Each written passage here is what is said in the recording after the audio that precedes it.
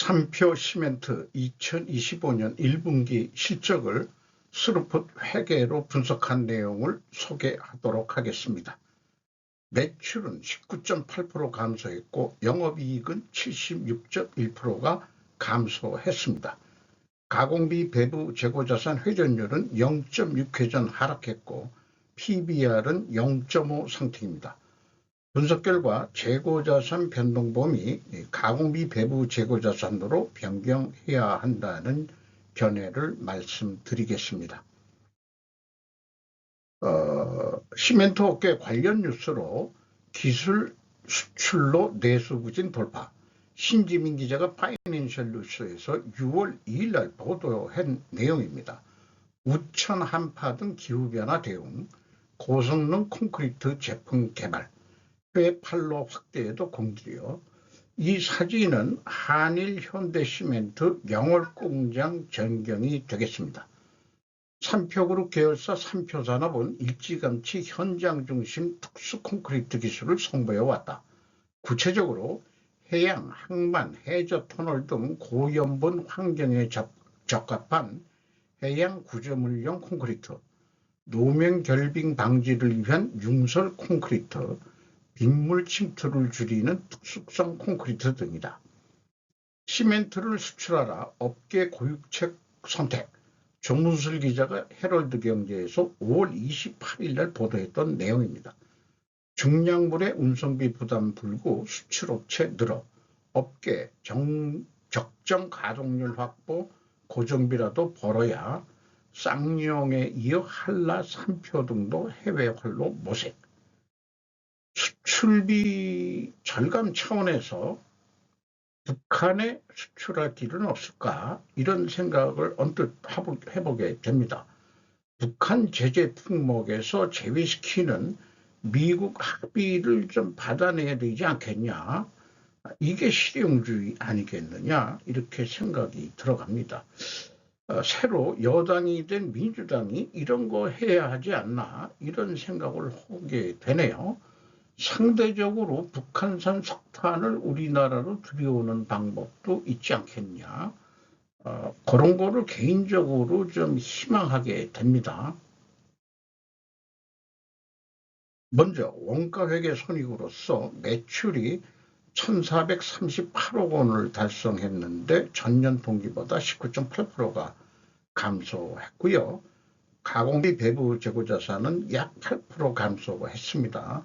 좀 적게 감소했죠. 매출 원가가 13% 낮게 증가했기 때문에 결국 매출 원가가 증가했다는 뜻이고 매출 총이익 52.8%나 내려갔고 매출 총이익률은 7%가 하락했습니다.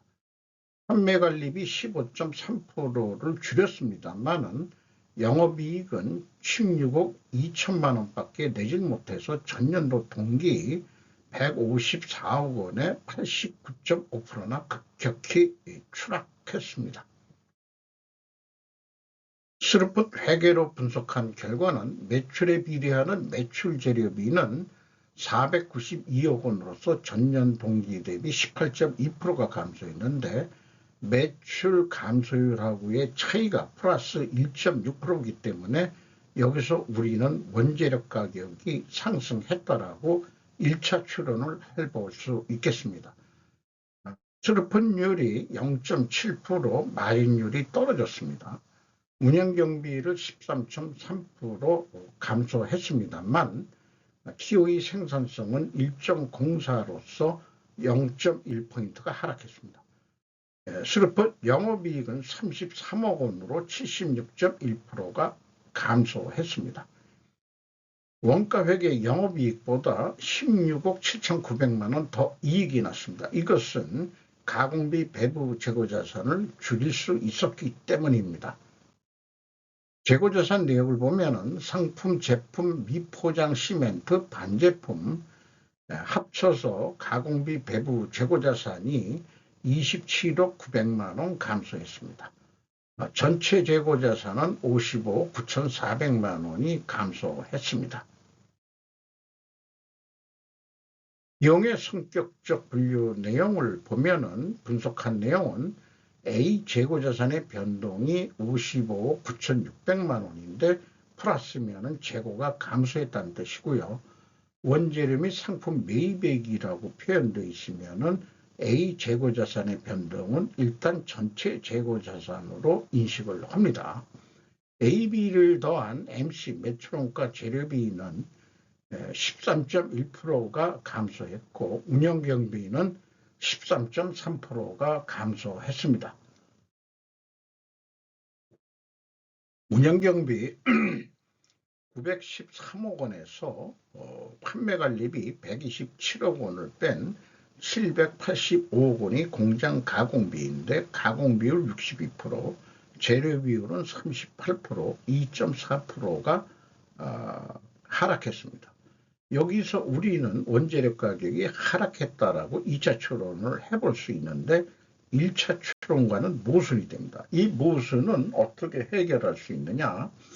뒤에 가서 말씀드리겠지만은 수량에 의한 재고 회전율로 입증을 해야 될 것입니다.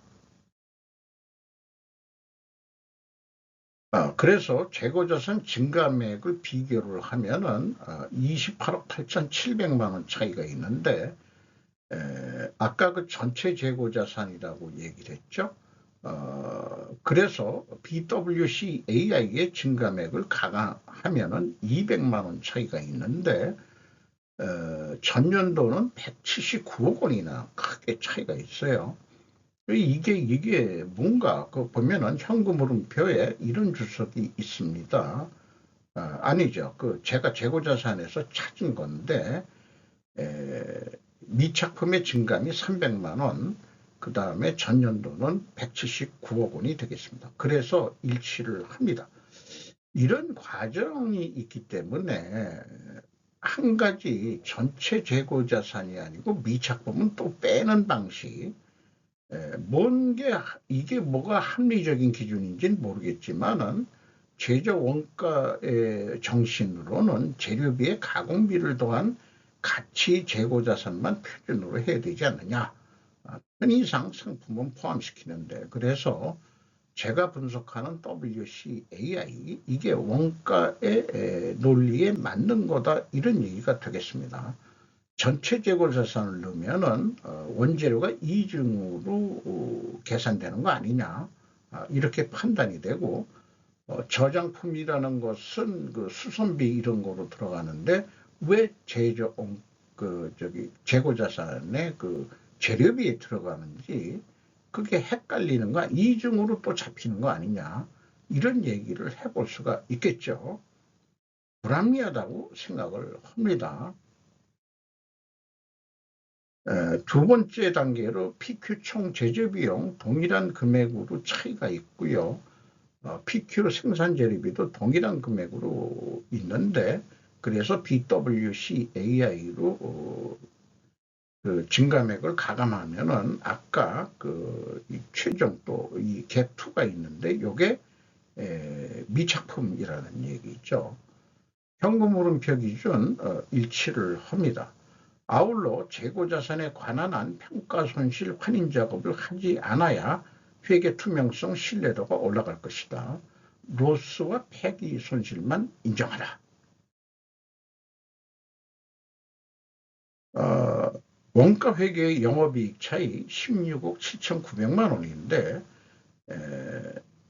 이 PQ 매출원가 재료비 그 다음에 그 차이도 요거하고 동일하게 차이가 나게 됩니다. 그것이 확실하느냐 또 다시 한번 다른 증거는 뭐냐 그러면은 가공비 배부재고산의 증가액에서 가공비율을 곱한 것이 딱 16억 7,900만 원으로 맞아떨어집니다. 따라서 이 스루풋 회계 영업이익은 정확하고 그 다음에 현실 실적을 제대로 적합하게 평가한다고 볼 수 있겠습니다. 이것을 왼쪽에 논리적으로 표현을 해본 겁니다. 충분조건 논리로. 운영경비로서 인건비가 186억 원이 집행이 됐는데 0.9% 증가했습니다. 직원 수는 20명을 줄였어요. 평균 임금은 1억 1,440만 원, 시멘트 업계가 임금 수준은 좀 높은 것 같네요. 현장에서 고생들을 좀 많이 해서 그런지는 모르겠습니다. 외주비가 0.3% 줄었고 동력비가 11.1% 줄긴 줄었어요. 운반비가 26.3%또 감소했고, 그래서 연료 부원료 비용이 이게 이제 동력비에 연료 부원료가 들어가는 거로 인식이 됩니다. 이것이 줄여야 되는 게 관건일 것 같아요. 그 지정원가를 내리는데 쓰레기 소각을 많이 해야 될 것 같습니다. 영향평가 지표로서 재고 회전율이 하락했고 슬로픈율도 하락했으면은 동일 방향의 하락은 투명하게 가정을 세웁니다. 그리고 새로운 인적자산 회전율 1.6으로 0.4포인트가 하락했어요. 직원들의 그 성과를 이거로 얘기할 수 있을 겁니다. 인적 자산이라고 했는데 퇴직급여 충당부채, 이것을 다른 표현으로는 확정급여 채무라고 하는데, 이거를 저는 인적 자산의 가치라고 인정을 해야 된다고 믿습니다. 두 가지 평가 지표가 하락했기 때문에 회계 투명성 가정을 세우고 이를 입증하려면 원재료 가격이 상승해야 되고 판매 가격은 인하되어야 됩니다. 그리고 아까 얘기한 모수는 재고 회전율 수량으로 산출해서 재고 회전율이 하락했다는 것도 입증을 다시 해야 될 것입니다. 그래서 원재료 가격이 상승했느냐? 내려간 거로 되어 있습니다. 다만 가중 평균을 할 때 매입 비중이 이 제시한 거로는 13.3%밖에 되지 않습니다. 그래서 그 가중 평균으로는 0.5%가 내려간 것으로 계산이 됩니다. 나머지 구입 금액들은 주로 그 석탄, 코크스 이런 거로서 그게 시멘트에 들어가는 게 아니고 연료로 쓰는 거기 때문에 일부 코크스는 시멘트에 또 섞어지는지는 그건 잘 모르겠어요. 제가 시멘트 조성에 대해서 전문가가 아니기 때문에. 어쨌든 회사가 제시한 거로는 그렇습니다. 여기 그 코크스가 있으니까. 근데 그 비중은 뭐 그렇게 많지는 않다는 얘기입니다. 인상이 됐느냐? 내려갔죠. 그리고 판매 가격은 가중 평균을 하기가 어렵습니다. 1.1% 하락했습니다.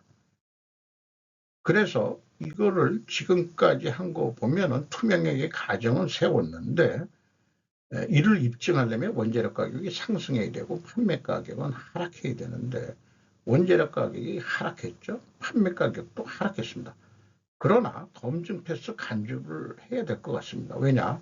원재료 가격이 0.5% 하락해가지고 운영경비, 가공비율 이런 거를 생각하면은 오히려 가격을 올려야 될 판인데 1.1%가 내려갔죠. 그러니까 원재료 가격이 상대적으로 상승한 것이다. 적게 내려갔으니까 그렇게 인식을 할 수 있겠습니다. 1분기 실적을 가지고 연간 매출액을 해보면 1 더하기 300% 산식을 적용해서 5,751억 원이 되겠고요. 운영경비 기준했을 때 매출 재료비 기준으로도 1 더하기 300%로 하고 매출 재료비율로 나누면은 연간 매출액이 동일하게 산출이 될 수 있겠습니다. 이거를 하나의 납품 단가로 비유를 한다면은 시멘트 벌크가 아니고 예를 들어서 4.5톤에 4.5톤 57만 5천 원이면 너무 싼데 1톤 단위든 어디든 57만 5천 원에 판다고 한다면은 한 13,000원밖에 남질 않습니다. 그리고 그 이익을 더 내려면은 연간 재고 회전율이 16.3회전 예상이 되는데 이거를 18회전 해보자. 그러면은 판매 가격은 63만 3,600원으로 인상 효과가 납니다. 운영 경비가 다소 6.5% 증가하더라도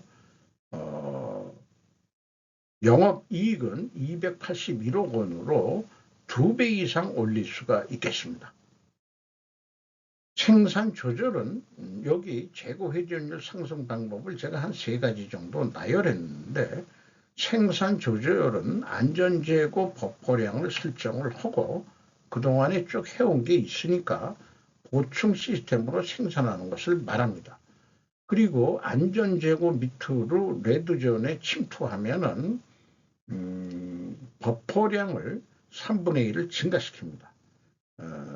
레드존에 또 너무 오래 레드존이 아니고 그린존에 너무 또 오래 있으면 안 되니까 그 반대도 성립하게 운영을 해서 생산량을 조절해야 해야 된다. 그래야 재고 회전율을 올릴 수 있을 것입니다. 재고가 감소했죠. 그러면은 재고 회전율이 상승해야 되는데 감소를 또 했단 말이죠. 이 경우에는 수량에 의한 재고 회전율을 산출해서 입증해야 할 것이라고 볼 수 있겠습니다. 그리고 판매가는 원가회계보다 높게 나오게 되어 있습니다. 재고가 감소되었을 경우에는. 실제 원가회계도 예측을 해보는데 그건 소개를 안 하지만은 스루풋 회계를 소개하는 게 주 목적이기 때문에 생략을 하겠습니다. 주가는 3,235원으로서 연초보다 275원 상승했고요. PBR은 0.45에서 0.5로 상승을 했습니다. 5% 이상 주주는 3표 산업이 54.68%, K모스1이라는 데가 9.4% 지분을 가지고 있습니다. 이상 마치도록 하겠습니다.